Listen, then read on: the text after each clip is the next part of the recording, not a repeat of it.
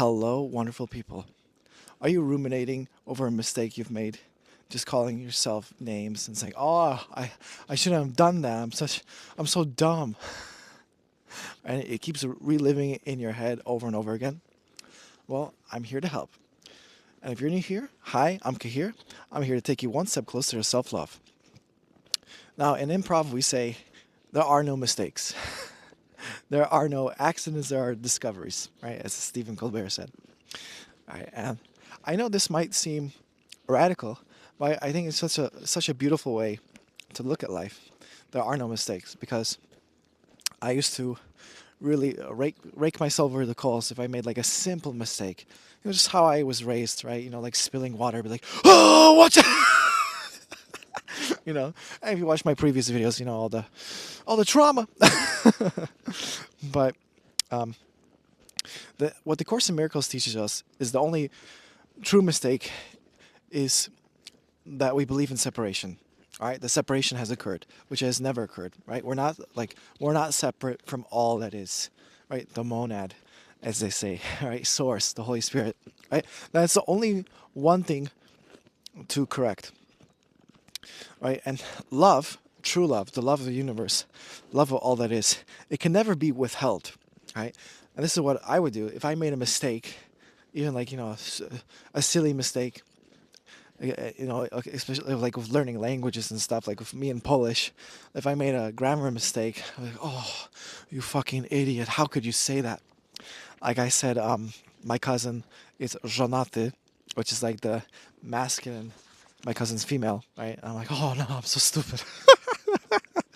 Oh my gosh. I withheld love. I did the opposite, right? I berated myself, I name called myself. And recently, um, I did like my old coping mechanism.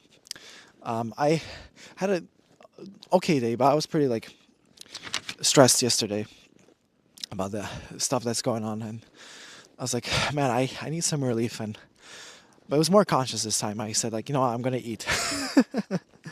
I ate some stuff in my fridge. It was like nice dessert that my brother made, and I had some protein bread with Nutella, peanut butter, and jelly, and I went over my calories, which I do often. Like, it was such a bad habit I used to have of just, well, okay, well, it's not a habit, all right. This time I made a choice to go back and give myself relief. However, I know this is like unpreferred behavior, and I was feeling a little bit guilty. I said like I don't want to do this again.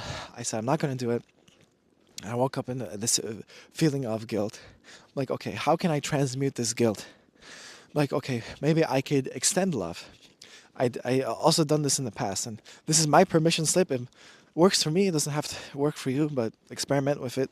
And I was like, what? I could extend love. I can maybe donate money to Kiva, just like micro lending. It's a pretty cool concept, right? And it's kind of like charity, but like you lend this money. It could be like, minimum I think is $30, which is what I gave, and it's towards people like in countries like third world countries that are starting businesses, like, or maybe they're making their own farm. I need to buy seed, all this stuff. And you could give them money, they could start a farm, right? They hire workers, workers gets money, and it's like a positive cycle, right? So I'm like, okay, I haven't donated Kiva in a while, so I could use this guilt, transmute it. I know this sounds like kind of like absolving me of guilt or whatever. This works for me since I was, raised Catholic, all that. You don't have to do this. But I did it, and I just like, whew, instead of turning that guilt inwards and continuing, I'm like, okay, I'm going to use this for love. All right, that's how I alchemized it. But I also want to put it in the gaming perspective, guys, about these quote-unquote mistakes. Like, how many of us, if we played Dark Souls, I played the remastered version, really like that one. You're failing at a boss or enemy over and over again. You don't just give up. You're like, something's wrong with my strategy. You just change the strategy. But in life, it's like, oh, I made a mistake. We identify with it, like, I'm the problem. I'm the piece of shit. I'm a bad, like we could say, oh, I'm a bad player too. And say like, no, maybe there's something I just need to switch up. Maybe different items, or I need to go and grind. That's what I did. I made my health bar the size of the screen. That's how I beat Dark Souls. No. Also, mistakes can be fun. And this is like with improv. But let's like in the game analogy of Disco Elysium, which is based on like D&D and stuff. Like sometimes when you fail, it's the most hilarious stuff that can happen. It's really really funny. Or if you guys know Civilization, that game, like Gandhi.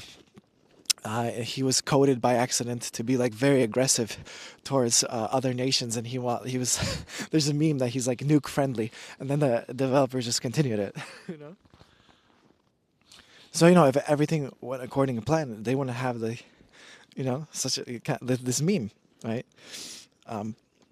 And same with improv. I've told this story that I said we're at this Żabka, which is like a 7-Eleven, and there's like a security, like I made my partner a security guard, which there aren't any security guards in in Żabka. I'm like, oh, you're a security guard because this is a high class Żabka.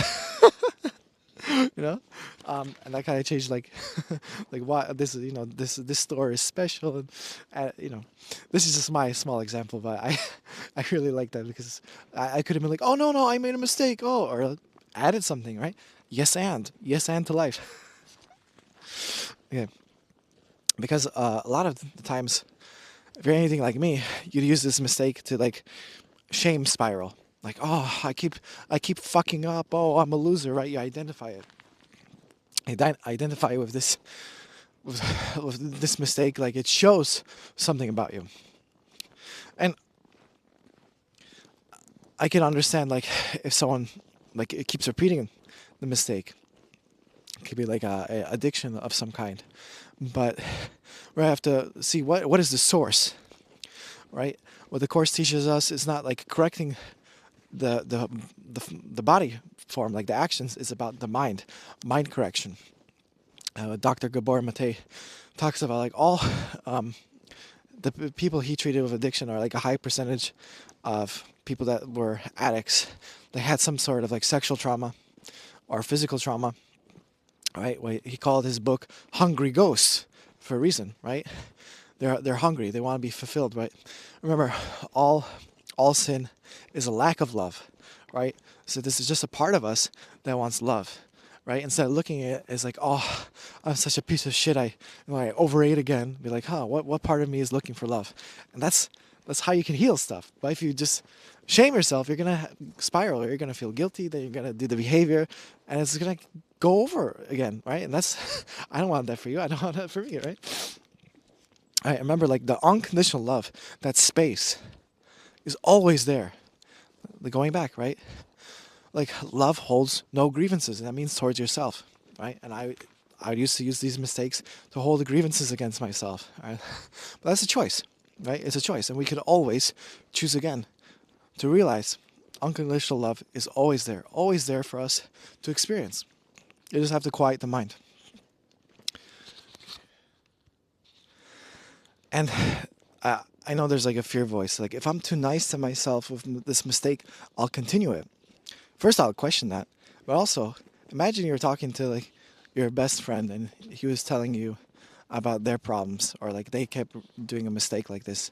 Would you be like, oh, get your fucking act together, you fucking piece of garbage? No, no, you'd be like, hey man, like it sounds tough. Like, how can I help you? How can I support you? And we need to have the same relationship with ourselves, man. You know, you watch my previous videos, I was the opposite. But like I said, we could choose again.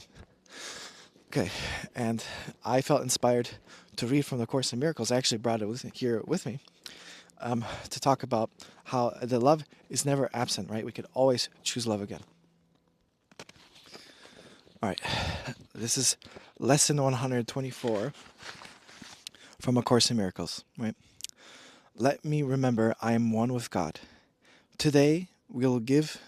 Sorry, I'll try again. Today we will again give thanks for our identity in God. Our home is safe, protection guaranteed in all we do, power and strength available to us in all our undertakings. We can fail in nothing. Everything we touch takes on a shining light that blesses and that heals. At one with God and with the universe, we go our way rejoicing with the thought that God Himself goes everywhere with us. How holy are our minds, and everything we see reflects the holiness within the mind at one with God and with itself. How easily do errors disappear, and death give place to everlasting life. Our shining footprints point the way to truth, for God is our companion as we walk the world a little while. And those who come to follow us will recognize the way behind the light we carry stays behind, yet still remains with us as we walk on. What we receive is our eternal gift to those who follow after, and to those who went before or stayed with us a while. And God, who loves us with the equal love in which we were created, smiles on us and offers us the happiness we gave. Today, we will not doubt His love for us, nor question His protection and His care. No meaningless anxieties can come between our faith and our awareness of His presence. We are one with Him today in recognition and remembrance.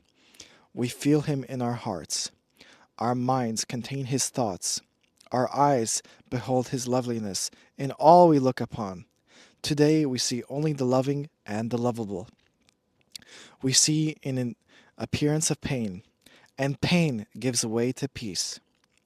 We see it in the frantic, in the sad, and the distressed, the lonely and afraid, who are restored to the tranquility and peace of mind in which they were created. And we see it in the dying and the dead as well, restoring them to life. All this we see because we saw it first within ourselves. No miracle can ever be denied to those who know that they are one with God. No thought of theirs but has the power to heal all forms of suffering in anyone, in times gone by and times as yet to come, as easily as in the ones who walk beside them now. Their thoughts are timeless, and apart from distance as apart from time. We join in this awareness as we say that we are one with God. For in these words we say as well that we are saved and healed, that we can save and heal accordingly. We have accepted, and we now would give, for we would keep the gifts our Father gave. Today we would experience ourselves at one with Him, so that the world may share our recognition of reality. In our experience, the world is freed. As we deny our separation from our Father, it is healed along with us. Peace be to you today. Secure your peace by practicing awareness. You are one with your Creator, as He is with you. Sometime today, whatever it seems best, devote a half an hour to the thought that you are one with God. This is our first attempt at an extended period, for which we give no rules, no special words to guide your meditation. We will trust God's voice to speak as He sees fit today, certain He will not fail. Abide with Him this half an hour. He will do the rest. Your benefit will not be less if you believe that nothing happens. You may not be ready to accept the gain today. It's sometime somewhere it'll come to you, nor will you fail to recognize it when it dawns with certainty upon your mind. This half an hour will be framed in gold, with every minute like a diamond set around the mirror that this exercise will offer you. And you will see Christ's face upon it, in reflection of your own. Perhaps today, perhaps tomorrow, you will see your own transfiguration in the glass. This holy half an hour will hold out to you. Look upon yourself. When you are ready, you'll find it there, within your mind, waiting to be found. You will remember then the thought to which you gave this half an hour, thankfully aware no time was ever better spent. Perhaps today, perhaps tomorrow, you will look into this glass and understand the sinless light you see belongs to you. The loveliness you look on is your own. Count this half hour as your gift to God, in certainty that His return will be a sense of love you cannot understand, a joy too deep for you to comprehend, a sight too holy for the body's eyes to see. And yet you can be sure someday, perhaps today, perhaps tomorrow, you will understand and comprehend and see.